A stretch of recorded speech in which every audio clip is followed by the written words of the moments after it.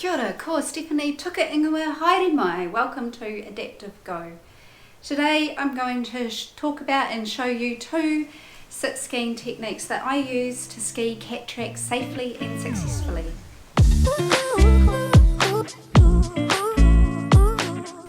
Here we're skiing a family-friendly blue run called Upper Freeway. It's about in the middle of the ski park at Mt Ruapehu.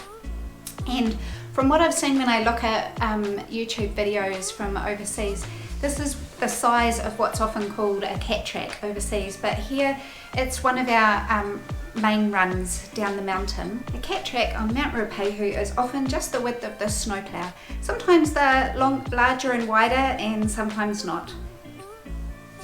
I'm just going to tell you a little bit about Mt Ruapehu first, the Mona that I ski on, and why skiing cat tracks safely is really important. So we have a lot of cat tracks on Mt Ruapehu because we're actually skiing on an active volcano. The last time the volcano erupted it was in 1996, but at the top of the volcano is a crater lake.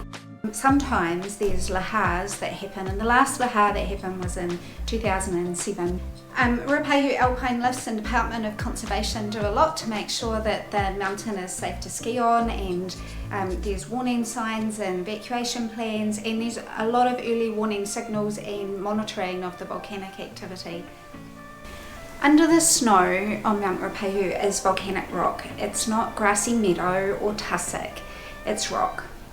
This here is the meadow, which didn't operate this year in COVID-19 because of staffing shortages, and you can see exactly what the terrain looks like. This is a shot of sort of the winter garden and the other sort of green area that beginners learn to ski on. I spent a whole season here, it's great. There's lots of areas that you can learn to sit ski on. There's some natural, small natural pipe. When it's not COVID-19, there's a small park operating here, and there's enough sort of features for you to be able to try out and learn every sit skill you'll need, including being able to ski a cat track. I have 5 reasons why it's good to be able to ski cat tracks safely on Mt Ruapehu. There are a lot of cat tracks on Mt Ruapehu because the lahar carves out valleys, the snow melt and rivers also carve out valleys in the volcanic rock. So it's really important to be able to ski a cat track really well, but because of the nature of the terrain, if you come off a cat track it can be a steep drop. But once you're through the cat track and out the other side, you've usually got amazing natural features that you can really enjoy. The cat tracks can be a little bit rocky, especially if there's no snow cover or little snow cover, or it's a cat track that's skied a lot. This can make your turns a little more challenging to make sure that you're not catching those rocks and coming off. The cat tracks can be a little bit icy, while RAL, the people that run the ski park at Mt Ruapehu do an amazing job of grooming. They can't help the fact that a large number of skiers often go through those cat tracks and sweep the snow cover aside, and sometimes there's ice underneath or just straight hard pack. The main way off the ski park at Mt Ruapehu is a cat track.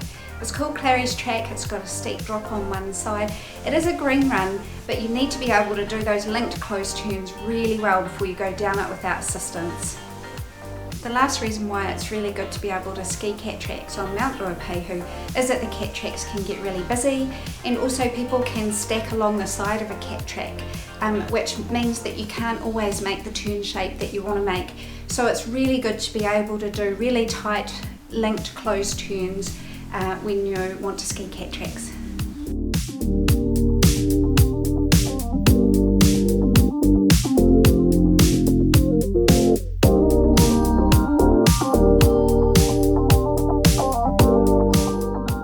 So there are 2 main sit ski techniques that I use to ski cat tracks, and the first of those is linked closed turns. Linked closed turns are a really good sit ski technique to learn anyway, but really important technique for skiing on cat tracks. To ski a linked closed turn really well, you need to have a relaxed upper body, be really centered in the ski, keep your outriggers close, and use a flat ski. It really helps if you can move your lower body, like your knees and your feet, to steer the ski, rather than your outriggers and your upper body and your bottom. If you keep that upper body really loose and focused down the track where you want to go, then it's easier to let the ski work for you and do those really tight linked close turns. Here's a shot of me with my upper body a lot tighter. I'm trying to do those turns more with my upper body than with my lower body. That sort of corking of my upper body and that tension makes it hard to get the ski round, and then I sort of miss the link close turn that I want to make. So lastly, the more that you can sort of slow down that turn as you make it, the slower you'll go, and then of course the more of them you can do, the slower you go, and that's sort of how you control your speed when there's lots of people. The second technique that I wanted to talk to you about is J turns. I only have helmet shots of these, so I've got a left turn taken up on a slope, which sort of shows you a sort of similar motion, but a J turn is when you just turn the ski one way as you're moving down the cat track. It can be really handy to use a J turn if there's lots of people on the track, or if the track is a little bit off camber.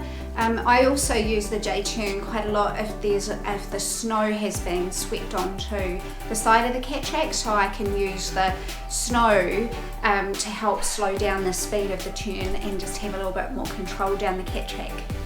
Getting good at skiing cat tracks means you can go anywhere on Mt Ruapehu and take full advantage of all the ski park. Our favourite runs were skiing Big Bowl and Little Bowl this year, mostly because of the natural features and the pipes, but also the snow was really nice and it was nice wide open skiing. We also really liked the Why Nots. This was in the middle of the ski park, but is great natural features. It's got sort of like a massive bowl which you can ski in, or like a big half pipe. It's great fun, and then of course when there's lots of good snow cover, some of the rocks and things can act as natural jumps. So yeah, this was our favourite run, but it was also right at the end of it, to get to another chair, you needed to ski down this cat track. But right after this cat track, if you wanted to, there was sort of a small natural pipe where you could take advantage of it and create little jumps in the lips. Thanks for watching. I hope you've enjoyed seeing some of the sit ski techniques that I use to ski cat tracks. If you've liked this vid, please subscribe, and I'll see you next time.